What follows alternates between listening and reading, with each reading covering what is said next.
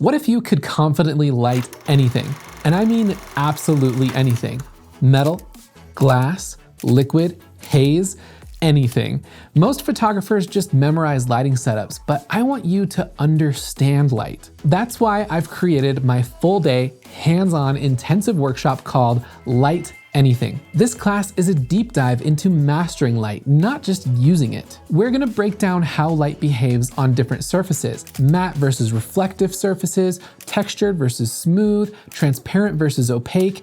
We'll talk about reflection, refraction, diffusion, and transmission, but in simple, practical ways that you can actually use in a real shoot. Because if you've ever struggled with shiny objects blowing out, or glass looking flat, or fabric lacking dimension, metal looking dull, it's not your gear, it's your understanding of how light is interacting with that material. So here's what makes the class different. First, we'll start in Satellite 3D. This is software designed to help you actually see what light is doing.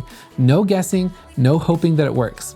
Then we'll move into the studio with real lights, real subjects, and real-world application. You'll connect digital theory with physical control.